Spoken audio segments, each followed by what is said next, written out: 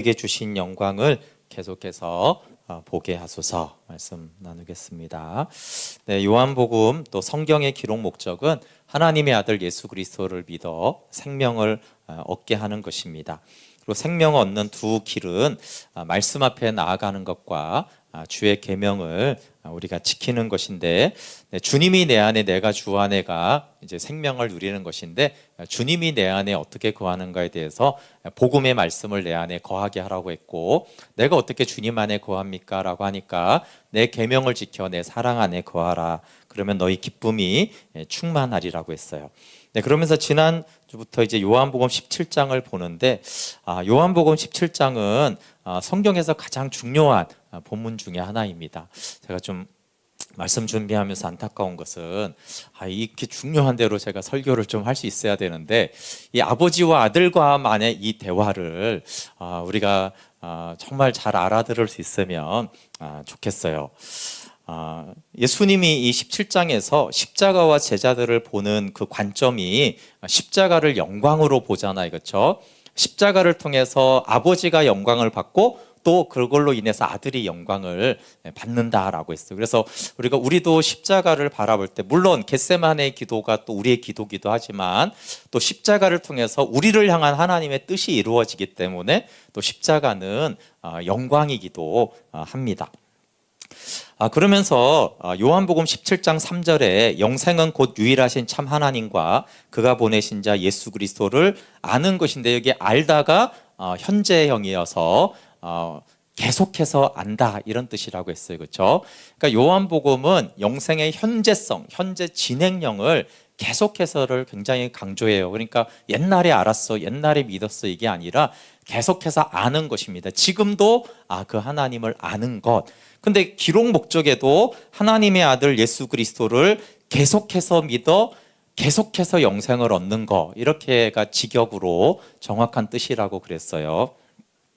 네, 그래서 영생은 계속해서 아는 것이고, 계속해서 믿는 것이고, 계속해서 영생을 얻는 것입니다. 우리 근데 3절을 조금 더 살펴보고자 하는데요. 참 하나님과 그가 보내신 자 예수 그리스도를 아는 것이다. 그러니까 참 하나님이라고 했으니까 뒤집으면 거짓 하나님도 있다라는 거죠. 네, 우리가 뭐 거짓 하나님을 믿는다는 것이 아니라 내가 만든 하나님, 인간의 인식이 구성하는 하나님이 아니라는 것입니다. 그래서 지난 주일에 제가 신앙의 코페르니쿠스 구석 전환이 좀 필요하다. 우리가 구성하는 하나님, 물론 우리가 성경을 보지만 만약에 성경에 없이, 그래서 이제 종교라는 것은 인간이 구성하는 하나님인데, 믿는 우리들조차도 성경을 보면서도 성경이 계시한 하나님이 아니라 내가 만들고 내가 인식하고 구성하는 하나님일 수가 있습니다. 그래서 참 하나님은 어떤 하나님이냐 하면은 성령님이 성경을 증거하여서 알게 하는 하나님이에요. 로마서를 묵상하면서 참 1장과 16장이 갑자기 또 되게 새롭게 다가왔어요. 1장 2절에 시작하면서 이 복음은 성경에서 선지자들이 아들에 관해서 증거한 거다라고 했는데, 마지막에 16장 26절에 마치면서 또 하는 말이, 나의 복음은 예언자 선지자들로 구약 성경이 증거한, 나타낸 그것이다, 복음은. 그러면서 시작과 끝에서 뭐라고 해? 복음은 뭐라고 말합니까? 구약 성경에서 증거하신 예수 그리스도다라고 말해요. 그래서 오늘 그 교회 톡에 올린 대로 서목사님이 그랬다고 했잖아요. 마다가스카르에서 바울처럼 신비 체험이 많고 놀라운 그 환상과 계시를 특별한 걸 안 사람이 드물지 않느냐. 아니, 삼층천에 누가 그렇게 올라가서, 그렇죠?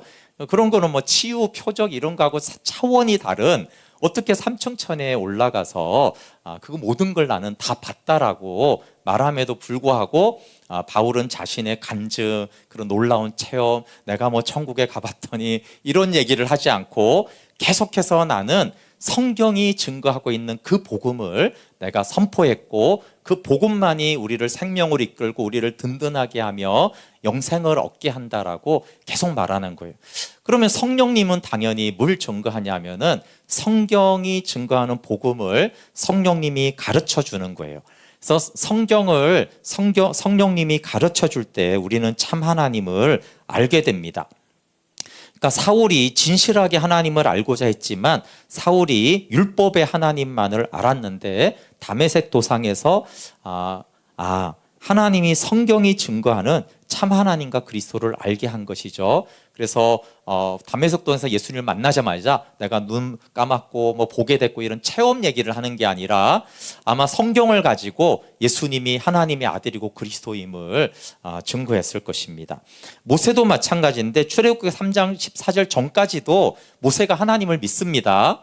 근데 3장 14절에 하나님의 이름이 무엇입니까? 라고 하고 나는 나다 여호와다라고 계시를 하고 나서부터 모세가 아는 하나님이 많이 달라집니다.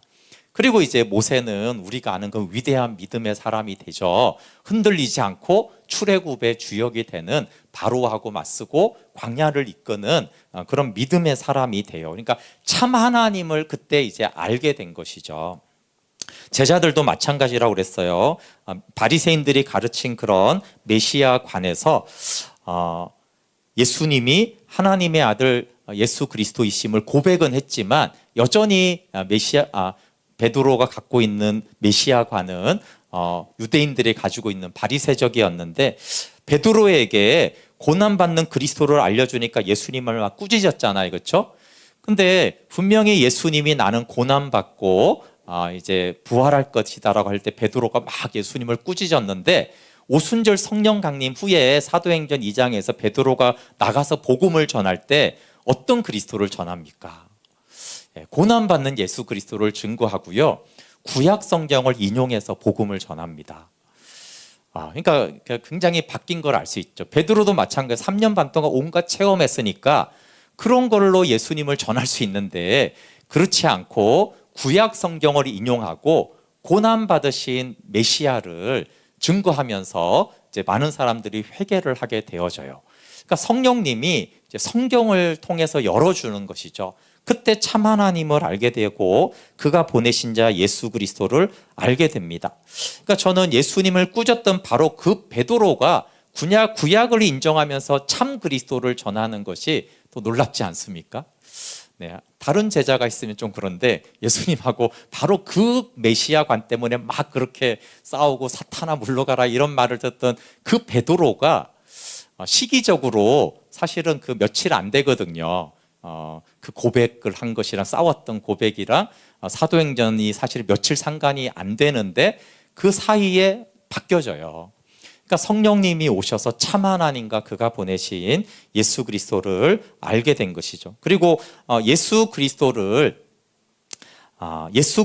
했을 때 그가 보내신 자 예수 그리스도잖아요, 그렇죠? 계속 기원을 말하면서 그가 보냈다라는 것은 아버지와 아들을 동시에 말하고 있는 거예요. 아버지가 보낸 아들이잖아요, 그렇죠? 그러니까 삼위 하나님이 그 안에 있는 것이고 삼위 하나님의 페리코레시스의 연합과 기쁨을 아는 것을 말합니다. 그래서 그날에 우리가 아버지와 아들 안에 있음을 알게 됩니다. 그래서 하나님과 참 하나님과 그가 보내신 예수 그리스도 이 아버지와 아들의 관계가 우리가 거할 집이고 거처라는 것을 아는 것이 매우 중요합니다. 삼위일체에 대해서 여러분 찾아보시면 저도 신학교 때 삼위일체 강의를 그 교수님이 너무 강의를 잘하셨어요. 그래서 야 어떻게 저렇게 놀랍게 설명을 할 수 있을까라고만 배웠지. 근데 그렇게 놀랍게 삼위일체를 설명하는 교수님이 여기가 우리 성도가 거할 집이다. 우리가 이 안에 거하는 거다. 그게 영생이다라고는 안 가르쳐 주는 거예요. 삼위일체가 역사적으로 어떻게 쭉 해가지고 이렇게 교리적으로 이단이 되지 않고 하는지. 그러니까 만일 삼위일체가 아버지와 아들이 교리적으로 설명이 되어 있지 그곳이 우리가 그 안에 거하는 것을 알게 되는 것, 그게 그날이고 성령님이 오셔서 하는 것이 그것을 알게 하는 것이잖아요, 그렇죠? 근데 안타깝게도 참 한국 교회는 영생에 무지합니다.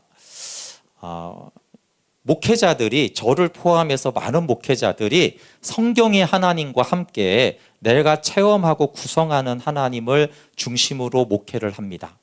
만약에 오늘날 바울과 같은 목회자가 있다면 당연히 이제 성경도 전하지만 그가 체험한 그런 것들에 대해서 상당 부분 많이 얘기할 거예요. 만약에 베드로와 같은 목회자가 있다라면 복음도 얘기하지만 3년 반 동안 경험했던 그 예수님의 어떠함과 표적에 대해서 굉장히 많은 분량을 얘기할 거예요. 근데 사도들을 보면은 그렇지가 않거든요. 우리가 예수님의 표적과 행적을 복음서를 보고 알지, 사실은 사도들의 주 메시지는 복음을 중심으로 전했어요. 근데 제가 이제 지난 주일에 잠깐 얘기한 대로 왜 그럴까를 이렇게 쭉 생각해 보니까 대부분의 우리가 잘 알고 그래도 훌륭하거나 영향력 있는 목회자분들을 제가 보니까 저도 그렇고, 그리고 많은 간증하는 사람들을 보니까 굉장히 젊었을 때 형성된 신앙이 거의 평생을 가는 것들이 많더라고요. 그래서 제가 이제 지난주에 말했는데 이재철 목사님의 그 목회관이 사실은 목사가 되고 성경을 연구하고 묵상하고 깊이 보다 보니까 이런 목회를 해야 되는구나 이렇게 생각한 게 아니라 집사 시절에 이런 목사, 이런 목회, 이런 교회면 좋겠다라고 생각한 대로 실제로 그렇게 한 거예요. 그러니까 굉장히 훌륭해요. 말한 대로 지키는 게 쉬운 일이 아니잖아요. 그렇지만 생명 목회에 대한 얘기가 하나도 없어요. 왜냐하면 집사 때 뭘 알겠어요. 그분도 막 술 마시고 맨날 방황하고 이랬던 사람이 교회 잠시 몇 년 나왔다고 뭘 알겠어요. 근데 그때 생각한 바른 목회관대로 이렇게 하는 거예요. 그러면 그 목사님만 그러냐? 그렇지가 않아요. 옥하는 목사님이 참 존경받는 목사님인데 이분 이미 전도사 시절에 청년부를 하면서 제자 훈련에 눈을 뜹니다. 그리고 이제 유학한 다음에 평생 이제 제자 훈련을 했잖아요, 그렇죠? 그러니까 전도사 시절에 솔직히 전도사 시절에 뭘 압니까? 가르치고 하지만 신학생 시절에 잘 몰라요. 그러니까 그때 정립된, 그때 감동받은, 도전받은 것으로 은퇴할 때까지 가는 거예요. 오히려 이제 은퇴 후에 후회를 하셨다고 하지만, 그리고 제가 하영조 목사님도 신학교 때 이분의 목회 철학을 들었는데, 그때는 막 진짜 대단하다 이렇게 생각했어요. 이분이 뭐 여러 과정에서 영국에 가서 이제 목회 철학을 정립하는데 사도행전과, 그래서 바로 그 교회 이렇게 딱 하면서 얘기하는데 제가 신학교 때는 진짜 멋있었는데 지금 생각해 보니까 그분이 성경을 통해서 성경이 증거하는 걸로 목회 철학을 가진 게 아니라 영국 교회에서 그 앞선 목회자들과 사도행전 통해서 목회 철학을 정립하고 그게 이제 온누리 교회로 딱 나타난 거거든요. 그리고 이제 돌아가실 때까지 그런 목회를 하셨어요.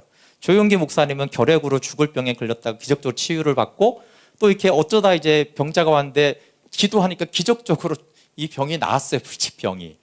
근데 이게 젊었을 때 체험한 이 기적과 표적이 그냥 이제 쭉 이렇게 또 은퇴할까지 이제 성령 사역으로 이렇게 쭉 갔잖아요.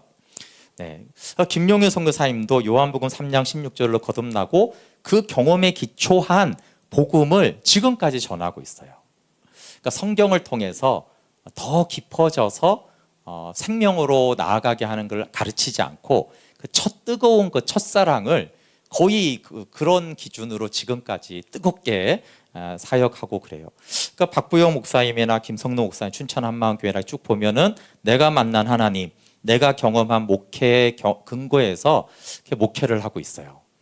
그러니까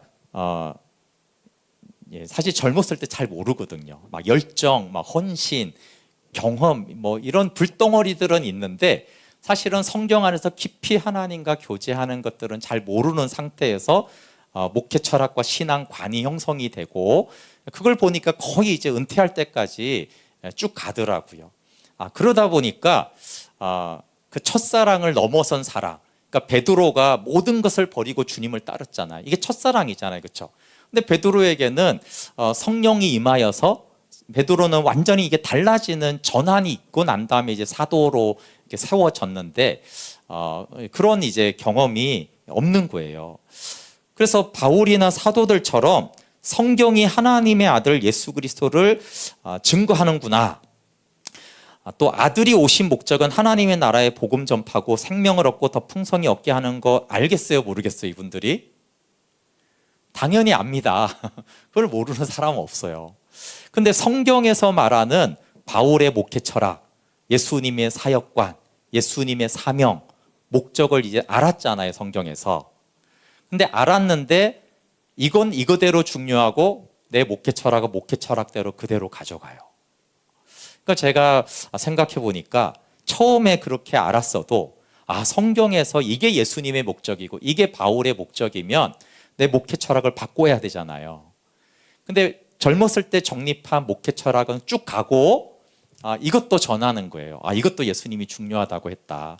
이것도 바울이 중요하게 전했다라고 하면서 같이 전하는 거예요. 그래서 제가 지금까지 이렇게 들어보니까 성경대로 예수님처럼 목회 철학을 정립한 분이 거의 못 봤더라고요. 거의 그런 식으로 젊은 시절 본인이 체험하고 경험하고 주변에 이제 훌륭한 목사님들 있잖아요, 그렇죠? 그러니까 이제 영향받은 것으로 형성된 목회 철학이 거의 평생을 가는 거예요. 그래서 내가 보는 제가 이제 성경들을 보니까 사도들의 목회 철학은 사도들의 목회 철학과 목적과 사역은 예수님과 동일해요. 근데 이상하게 저를 비롯해서 많은 목회자들은 목회 철학이 예수님과 같지가 않아요. 목회 철학이라는 건 상위에 있는 개념이잖아요. 목적이 있는 거잖아요, 그렇죠? 근데 교회들마다 표를 보고 이렇게 보면 예수님이 분명히 말했잖아요. 내가 온 목적은, 내가 온 이유는 이렇게 딱 말해놨는데 그것을 당연히 목회 철학으로 세우고 하위 개념으로 이제 수단과 방법은 이제 다를 수 있는데 이 목회 철학 자체가 이제 다르게 정립이 됩니다. 저도 그렇게 형성이 됐기 때문에 비판할 수 없죠. 저도 마찬가지, 제가 경험하고 제가 깨달은 복음과 또 신학교랑 주변에 훌륭하신 분들 들으면서 또 그 목회 철학을 들으면서 그럼 나는 이렇게 해야겠다 이렇게 사실은 했지, 성경을 제가 연구하면서 그것도 부분이 아니라 전체 66권을 통해서 하나님이 나에게 하시는 목회 철학을 제가 발견하거나 하지는 못했거든요. 근데 다만 이렇게 훌륭한 분들이 예수님과 사도들과 동일한 목회 철학이 아닌 게 아쉬워요. 그리고 이제 그분들을 후배들은 또 따라 배우잖아요, 그렇죠? 그리고 이제 또 당연히 그러니까 성도들은 그렇게 아는 거예요. 신앙생활은 이런 것이다라고 이제 목사님들의 목회 철학에 영향을 받아서 있으니까 성도들이 생각하는 신앙의 목적은 예수님하고 달라요. 근데 예수님의 목적을 알긴 해요, 성도들도. 똑같죠. 목회 철학 따로 있고 예수님 목적 따로 있듯이 성도들도 예수님은 생명 주려고 오셨고 내 신앙은 나는 이런 거 중심이야. 내 은사는 이렇게 해서 나는 이런 부르심을 받았어. 이렇게 많이 합니다. 그래서 한국 교회가 영생의 현재성에 대해서 사실상 거의 무지합니다. 영생의 현재성을 모르고 영생의 미래성만 아는 목회자와 성도들도 많습니다. 그래서 여러분, 성령 목회, 성교 목회, 치유 목회, 복지 목회, 교육 목회, 생명 목회, 이것을 선택이라고 생각해요. 이런 많은 목회 중에 난 선택해서 목회하는 것이다. 생명 목회는 선택이 아니라 그냥 예수님이 하라고 한 거예요. 그렇죠? 생명 얻게 하는 거는 선택이 아닌데, 저도 이제 그랬기 때문에 생명의 교제를 제가 강조하는 이유는 이게 제 기질에 맞아서 하는 것이 아닙니다.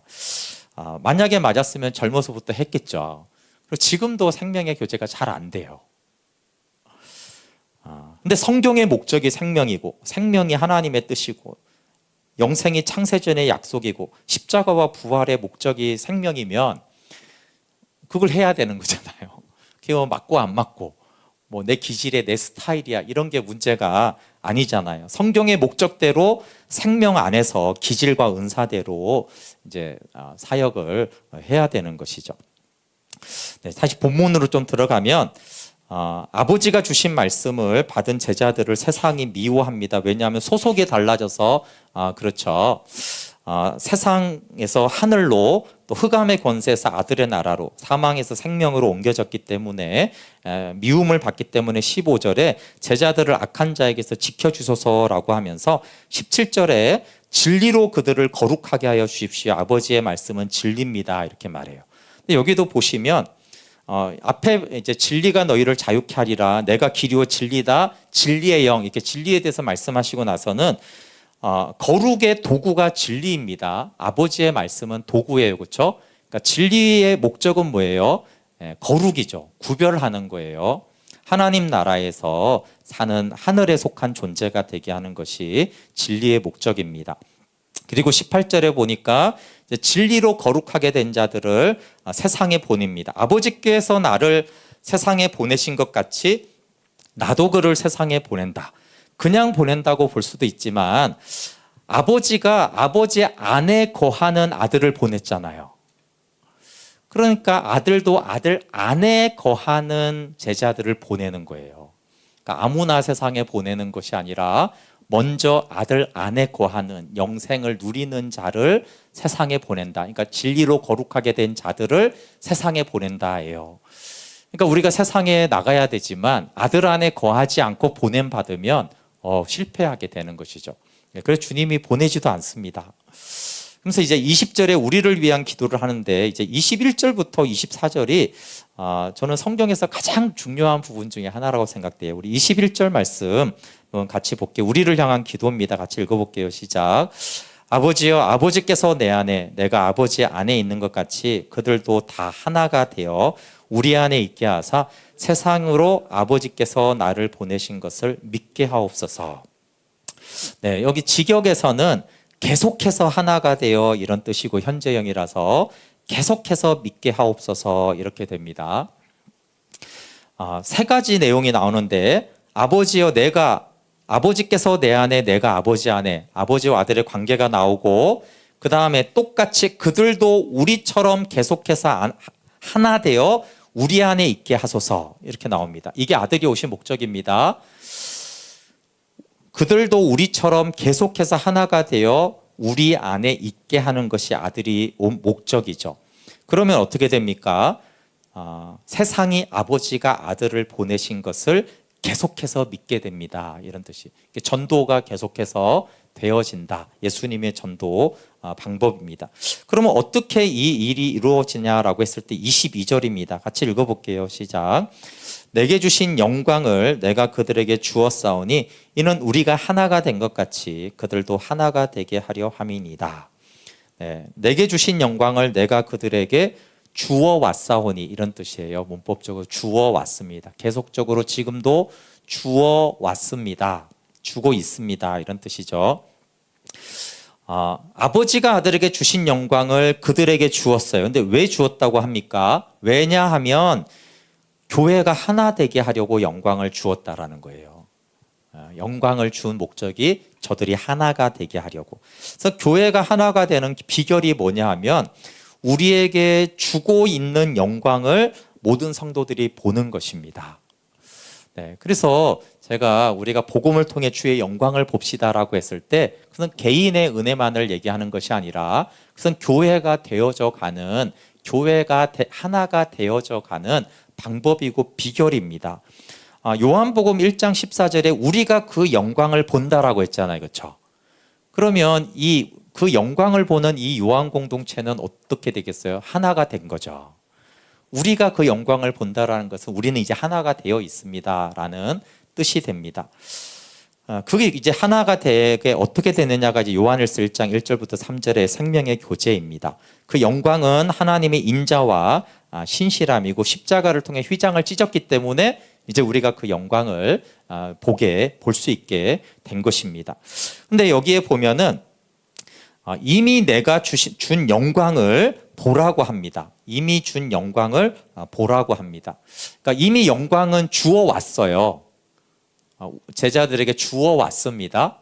근데 제자들은 그 영광을 봐야 됩니다.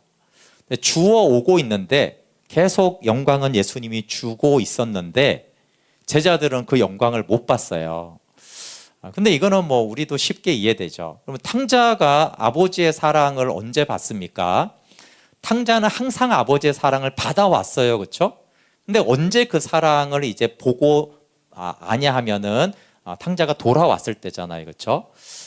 그러니까 우리가 주의 영광을 볼 때 주님이 영광을 보여준 게 아니라 주의 영광을 보여주고 있는데 우리 쪽에서 이제 봐야 되는 것입니다. 어떻게 본다고요? 시작할 때 말했잖아요. 말씀 앞에 나가서 복음을 통해서 보는 것이고 우리가 복종함으로 그 영광을 보게 되어집니다. 그래서 24절에는 이미 주신 영광을 보라고 했고 요한일서 5장 13절은 이미 주신 생명을 알라고 한 것이죠. 네. 그럼 우리가 하나님의 영광을 보면 왜 하나가 되는지는 23절에 나옵니다. 23절 같이 읽어볼게요. 시작. 곧 내가 그들 안에 있고 아버지께서 내 안에 계시어 그들로 온전함을 이루어 하나가 되게 하려 함은 아버지께서 나를 보내신 것과 또 나를 사랑하심 같이 그들도 사랑하신 것을 세상으로 알게 하려 함이로소이다. 네, 여기 그들로 온전함을 이루어 하나가 되게 하려 함은 직역을 하면 계속해서 완전히 하나가 되는 거예요. 우리가 인생에 얼마나 인간들이 어리석고 악하고 하나가 못 되는지 알잖아요. 근데 놀랍게도 계속해서 완전히 하나가 된다라고 하고 있어요. 어떻게 계속해서 완전히 하나가 될 수 있죠? 그러니까 그 앞에 내가 그들 안에 있음으로 완전히 하나가 되게 합니다. 언제 그렇다고요? 주님이 주신 영광을 우리가 볼 때, 주님의 영광을 우리가 보면은 그때 주님이 교회 안에서 주님이 우리를 완전히 하나 되게 계속해서 하나 되게 만들어 준다라는 거예요. 그래서 하나됨은 주님이 하는 일이지 어떻게 여기 보면은 우리가 할 일이 아닌 거예요. 물론 우리가 할 일이 있습니다. 그러나 주체가 우리는 아무리 노력해도 하나가 안 되잖아요. 그러니까 주님이 하나가 되게 하는 거예요. 그러면 주님이 구분으로 있다는 했는데 우리가 할 일은 뭐냐면 영광을 보는 거예요. 우리가 주의 영광을 보면 주님이 우리를 하나가 되게 하는 것이에요. 그러니까 마치 먹는 거는 내가 하는 일이고 소화는 내장이 하잖아요. 그렇죠? 오장육부가 하는 것이지 저절로 되어지는 것처럼 그래서 우리가 집중해야 될 일은 주의 영광을 보는 일입니다. 그러면 주님이 우리로 하여금 하나가 되게 하는데 완전히 하나가 되게 합니다. 그러면 이제 뒤에 또 세상으로 계속해서 그들을 사랑한 것을 알게 된다 이렇게 말하고 있어요. 그러면서 이제 24절이 이어지지만 결론이라고 이제 볼 수 있는 부분이 21절부터 23절의 또 결론이 24절이라고 할 수 있어요. 네, 한번 같이 읽어볼게요. 시작. 아버지여 내게 주신 자도 나 있는 곳에 나와 함께 있어 아버지께서 창세전부터 나를 사랑하심으로 내게 주신 나의 영광을 그들로 보게 하시기를 원하옵나이다. 네, 여기도 보다가 현재형이에요. 그러니까 아버지께서 내게 주신 나의 영광을 그들로 계속해서 보게 하시기를 원하옵나이다. 이렇게 직역이 되는 것입니다. 그래서 영광은 한 번 받은 게 아니라 계속해서 영광을 보게 해 주십시오. 이렇게 말하고 있어요. 그러니까 이게 다 이어지다. 영생은 뭐라고요? 계속해서 아는 것이고 요한복음의 기록 목적은 계속해서 믿어서 계속해서 영생을 얻는 것이고 예수님의 여기 단 한 가지 기도는 계속해서 영광을 보게 해달라는 거예요. 계속해서. 21절에서 세 가지를 말했는데 여기 이제 세 가지 기도 내용 중에 이제 한 가지만을 기도해요. 아버지와 아들의 관계가 있고 우리 안에 거하는 것이 있고 전도 중에서 우리 안에 거하는 영광을 보는 것만을 기도합니다.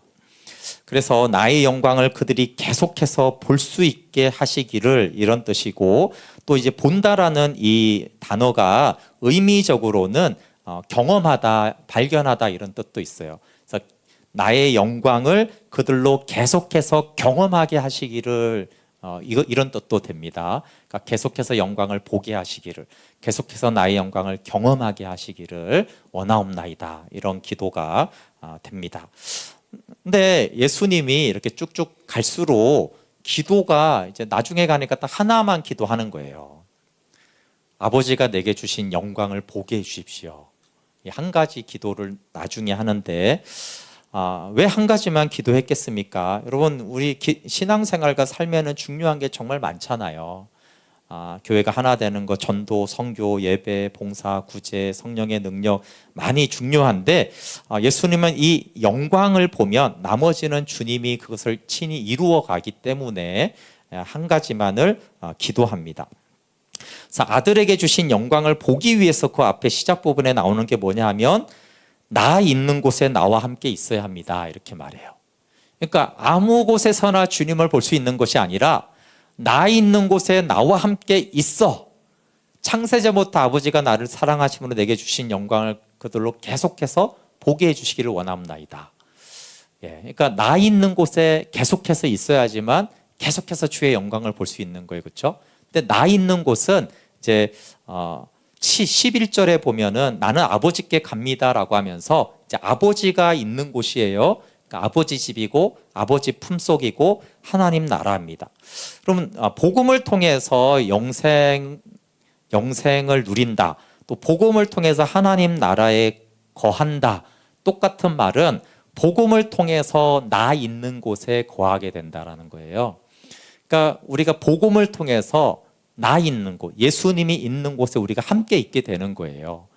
그러니까 우리가 아들 안에 있으면 그게 아들 안에 있으니까 예수님이 있는 곳에 나도 있잖아요. 그렇죠?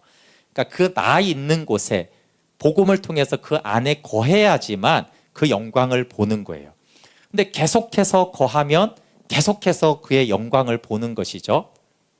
그래서 복음을 통해서 주의 영광을 보게 되어집니다.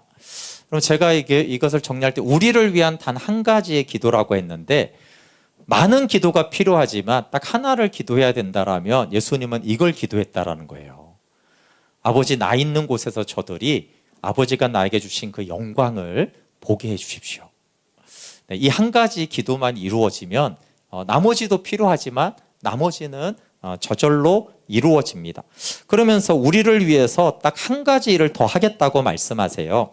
우리 25절 26절 읽어볼게요. 시작. 의로우신 아버지여 세상이 아버지를 알지 못하여도 나는 아버지를 알았사옵고 그들도 아버지께서 나를 보내신 줄 알았사옵나이다. 내가 아버지 이름을 그들에게 알게 하였고 또 알게 하리니 이는 나를 사랑하신 사랑이 그들 안에 있고 나도 그들 안에 있게 하려 함이니이다. 26절에 보시면은 내가 아버지의 이름을 그들에게 알게 했고 또 알게 하겠습니다. 이렇게 말해요. 그러니까 영광을 보게 해달라는 기도를 하나 하시고는 예수님이 제자들에게 한 게 있고 또 앞으로 할 게 하나가 있다라는 거예요. 그게 뭐냐면 이름을 알게 하는 거예요. 우리가 알듯이 이름이라는 것 성경의 본질과 속성을 말하잖아요. 다르게 말하면 하나님의 영광이라고 해도 돼요. 내가 하나님의 본질을 알게 했다. 본질의 계시가 영광이니까 내가 아버지의 이름을 알게 했다라는 것은 내가 그들에게 영광을 보게 했고 또 앞으로도 보게 하겠습니다. 이렇게 내가 하겠다라고 우리를 위해서 하실 일을 말씀하세요. 예수님은 제자들에게 영생과 영광을 또 알게 해주셔서 그들을 사도로 세우셨어요. 그리고 이 요한복음 17장의 기도는 우리가 사도행전 2장 4장에서 나오는 예루살렘 교회에서 그대로 실현이 됩니다. 사도들은 주의 영광을 계속해서 나 있는 곳에서 아들의 영광을 계속해서 보게 되어집니다. 그러면 우리가 할 일은 새 언약의 조건 규정대로 복음을 통해서 나 있는 곳으로 나가는 거예요. 나 있는 곳으로 거하는 것이죠. 그게 우리가 하는 것이고, 그러면 아버지의 영광을 보게 하시는 분은 큰 자나 작은 자나 하나님을 알게 하시는 분은 주님이십니다.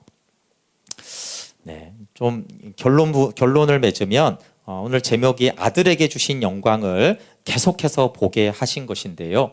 예수님이 오신 목적은 21절에 다 있습니다. 우리 21절 다시 한번 좀 읽어볼게요. 시작.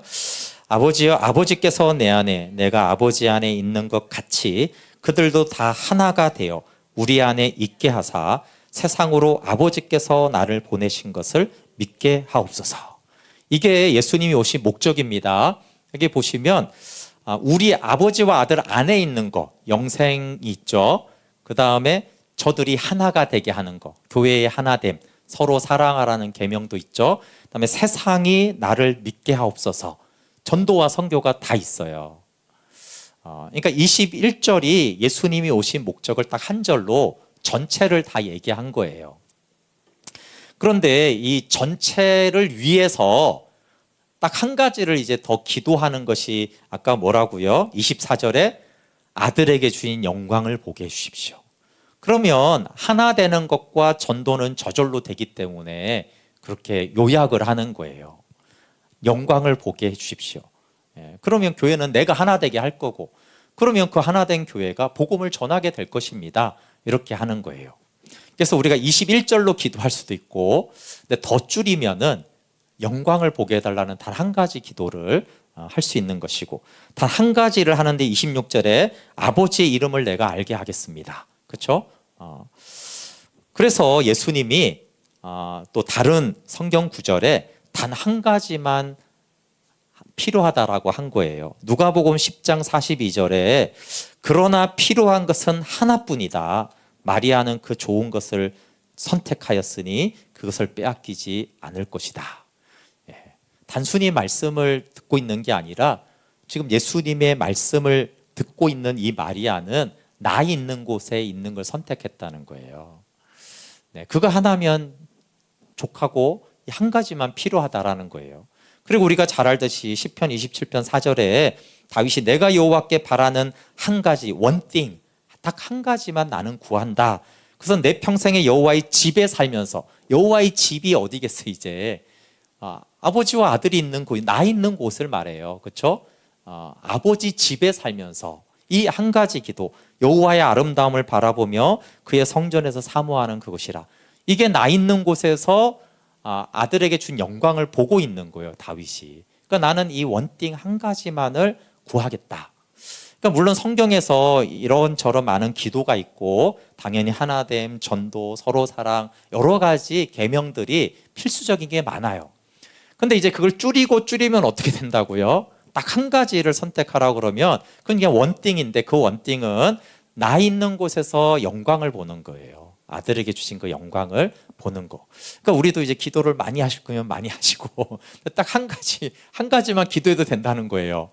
그건 다른 기도를 안 한다는 게 아니라 다른 기도가 그 안에 들어가 있다라는 의미인 거예요. 그래서 다윗처럼 하나님 아버지 집에서 나 있는 곳에서 나와 함께 있어 아들에게 주신 그 영광을 보게 해 주십시오. 그래서 24절이 거의 백미와 같은 거예요.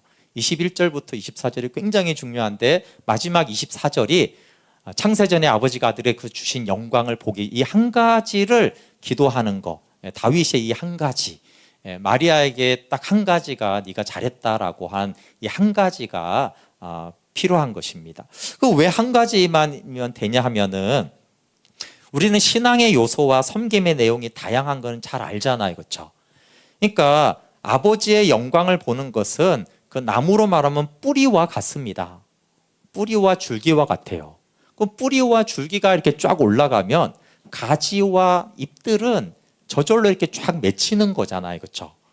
그러니까 그 아까 가지에 뭐 하나됨도 가지, 큰 가지가 나가고 세상이 믿는 그 가지들이 뻗어 나가는 거예요.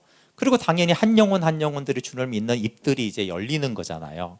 그래서 나 있는 곳에서 영광을 보게 해달라는 것은 뿌리와 이렇게 줄기를 구축하는 거예요. 우리가 알잖아요. 다윗이 원띵만 하지는 않았잖아요. 전쟁도 하고 가서 제사도 드리고 우리가 알아요, 그렇죠? 근데 다윗이 말하는 것은 알잖아요.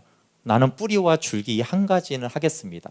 그러면 당연히 전쟁에 나가서 주님을 의지해서 이길 것이고, 그러면 이제 백성들을 어떻게 다스릴지도 그 안에서 다 가지는 뻗어 나가게 돼 있는 거잖아요, 그렇죠?